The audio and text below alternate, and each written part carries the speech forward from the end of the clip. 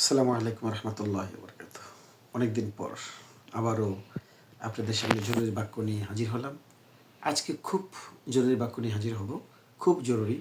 আমরা যখন বিদেশে যাই, কোনো হোটেল মোটেলে উঠি না, কীভাবে আমরা ভাড়া চামো, কীভাবে রুম চামো, কীভাবে নিয়মকানুন চামো, কী কী জিনিস জানতে চামো, সব কিছু বিষয় নিয়ে আজকের একটি ভিডিও। এই ভিডিওর মাধ্যমে সকল হোটেল মোটেলের ভাড়াটারা সব জিজ্ঞাসা শেষ এই একটি ভিডিওতেই। চলুন কথা না বলে সামনে যাই।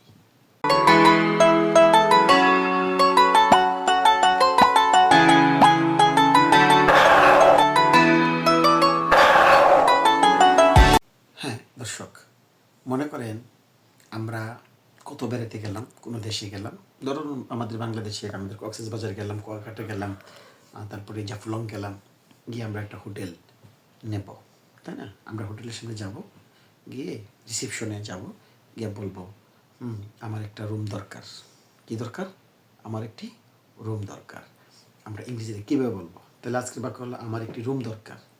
যে কোনো দেশ বিদেশে যাই যান, যেখানে ইংরেজি বলা দরকার, এই ব্যাপারটা এই ভিডিওর মাধ্যমে এই ব্যাপারগুলো শেষ করবেন। আমার একটি রুম দরকার, আমরা কি বলবো? I need a room. I need a room মানে কি? আমার একটি রুম দরকার, মানে অর্থাৎ হিসেবে কি আমি ইংলিশটা বলবো, আই নিড এ রুম, আমার একটি রুম দরকার। চলুন সামনে যাই। যখন আমরা রিসেপশনে যাই বলবো আমার একটি রুম দরকার, হ্যাঁ, যে আই নিড এ রুম, তখন কিন্তু তারা আমাকে প্রশ্ন করবে সিঙ্গেল সিঙ্গেল বেড না ডাবল বেড, সিঙ্গেল বেড না ডাবল বেড, বলি না, মানে একটা বিছানা না দুইটা বিছানা। তখন আমরা বলবো আমাকে একটি সিঙ্গেল রুম দেন, আমাকে সিঙ্গেল রুম দেন।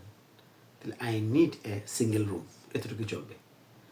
অনেক সময় যে এটা এমনি বলতে পারেন I need a single bedroom, এভাবে বলা যায় আমাকে একটি সিঙ্গেল রুম দেন। তাহলে I need a single room, এতটুকু বললে চলবে। আবার যদি এভাবে বলেন ওইভাবে চলবে, I need a single bedroom, তাও চলবে। ক্লিয়ার? চলুন সামনে যাই। হ্যাঁ প্রিয় দর্শক, আমরা সিঙ্গেল রুম এখন পাইলাম, এখন কিন্তু আমরা ডাবল রুমের কথা বলবো। ডাবল রুমের কথা বলতে গেলেই এখানে এই কথাটা আসে যে আমাকে একটি দুটি বিছানার রুম দেন। তো I need a room with 2 beds, অথবা give me a room with 2 beds, অথবা I need a double beds room. এভাবে ইংরেজিটা এখানে বলা যায়, বুঝতে পারছেন? এভাবে বলা যায়। তাহলে এই যে আমি 3টা বাক্য আপনাদের সামনে দিলাম, এই 3টা বাক্যর যে কোনো একটি বাক্য হলেই চলবে।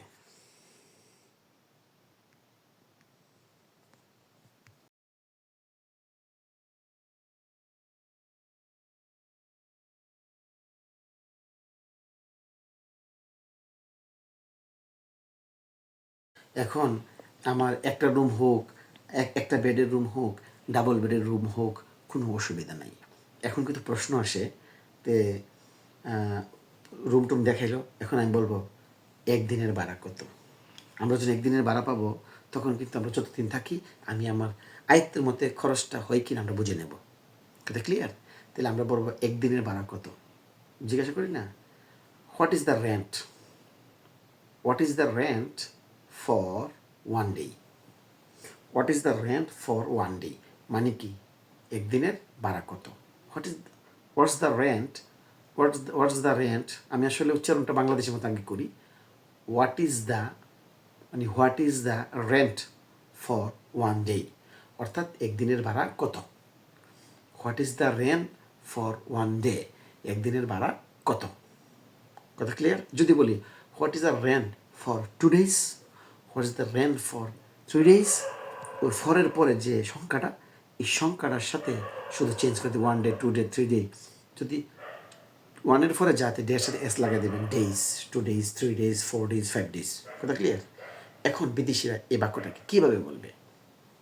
ওরা বলবে হোয়াট, বলবে হোয়াট, আমার ভিডিওতে ডাব্লিউএস কোশ্চেনের যে উচ্চারণ সহ অর্থ সহ আমি ভিডিও দিয়ে রেখেছি, ওইখানে দেখবেন। দাঁড়ে বলবে যা, what's the rent for 1 day, what's the rent for 2 days, what's the rent for 3 days। কথা clear? What's the rent for 1 day, একদিনের ভাড়া কত। যতদিনের ফরের পরে এই লাগে ডের সাথে এস লাগা দিয়ে যদি 1 ডের উপরে হয়। কথা ক্লিয়ার? চলুন সামনে যাই। এখন আমার ভাড়া হলো, কথাবার্তা হলো, মিল হলো, তখন আমি বলবো এখানে কি ওয়াইফাই আছে? এখানে কি ওয়াইফাই আছে? ইংলিশটা কি? এখানে কি, অর্থাৎ আমি যে রুম নিয়েছি এই রুমে কি ওয়াইফাই সুবিধা আছে কি না, বলি না? ইংলিশটা কিন্তু বোঝা যায় এখানে ওয়াইফাই সুবিধা আছে কি না। কত বড় বাংলা, ইংলিশটা কিন্তু এত বড় না, ইংলিশটা কিন্তু ছোটো। যেমন ইজ দেয়ার ওয়াইফাই হিয়ার, দেখছেন? ইজ দেয়ার ওয়াইফাই হিয়ার, এ প্রশ্ন চিহ্ন। আমরা যে বড় চিন্তা করি এরকম না কিন্তু। Is there wifi here, is there wifi here, ব্যাস। কথা clear? Is there wifi here অর্থ কি? এখানে কি ওয়াইফাই আছে? বুঝতে পারছি? মুখস্থ করেছেন? তাহলে চলো সামনে যাই। এখন কথা হলো, যারা বাংলাদেশের বাইরে গেছেন বা বাংলাদেশে কোনো বড় বড় পর্যটক এরিয়াতে গেছেন, তারা কিন্তু অবশ্যই জানেন যে কোনটা, এটা হলো এই যে আমরা বলি যে ভাড়া তো নিলাম, সকালের নাস্তাটা কি এটার ভিতরে অন্তর্ভুক্ত আছে কি না। অর্থাৎ যে ভাড়া টাকা আপনাদেরকে দেবো এর মধ্যে কি কোনো নাস্তা টাস্তা, দুপুরের খাবার বা রাতের খাবার আছে কি না। এই ইংলিশটা আমরা কেমনে বলবো? একটা বাক্য দিলে আপনারা রাতের খাবারও জিজ্ঞাসা করতে পারবেন, দুপুরের খাবারও জিজ্ঞাসা করতে পারবেন, সকালের খাবার জিজ্ঞাসা করতে পারবেন। অর্থাৎ আমি সকালের খাবারটা দিয়ে উদাহরণটা দিই। সকালের খাবার কি এখানে অন্তর্ভুক্ত আছে, মানে এই টাকার মধ্যে? ইংলিশটা কি? ইংলিশটা কি? সহজ কথা, is breakfast included? Is breakfast included?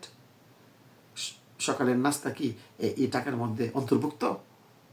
Is breakfast included? Is breakfast included অর্থ কি?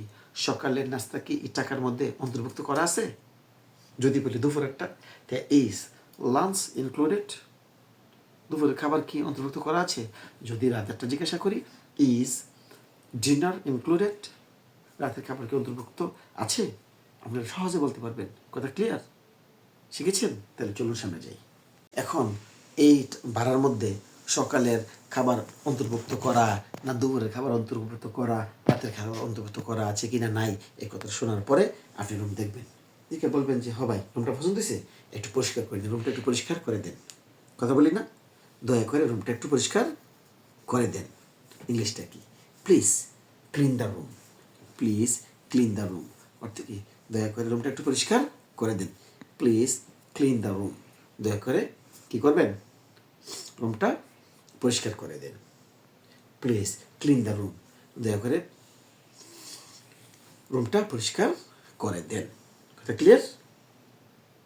চলুন সামনে যাই। প্রিয় দর্শক, দেখছেন আর কিছু ইংলিশ আছে কি না এখানে? আর কিন্তু ইংলিশ নাই, কিছু আছে যে আমার এই বেডশিটটা পরিবর্তন করে দেন। তাহলে আগে যে বললাম প্লিজ ক্লিন দ্য রুম, রুমটা পরিবর্তন করে দেন, ঠিক এই জায়গায় যদি আমি বলি বালিশটা পরিবর্তন করে দেন, তো বালিশ ইংলিশ কি? পিলু। পিলু। যদি বালিশ অসার বলি ইংলিশটা কি? পিলু কেস। তাহলে আমরা বলবো প্লিজ চেঞ্জ দ্য পিলু। হ্যাঁ, এই পিলুটা মানে বালিশটা পরিবর্তন করে দেন। যদি চাদরটা হয় প্লিজ চেঞ্জ দ্য বেডশিট, বেডশিটটা পরিবর্তন করে দেন। যদি আমি বলি যে আমার কাঁথাটা পরিবর্তন করে দেন, প্লিজ চেঞ্জ দ্য কাঁথা, হয়ে গেল। তাহলে প্লিজ চেঞ্জ বলে ওই জিনিসটা পরিবর্তনের কথা বলবেন। ঠিক আছে? বলতে পারবেন। এখানে আরেকটা কথা বলতে পারেন যে আমার 1 বোতল পানি দরকার, এখানে পানি নাই।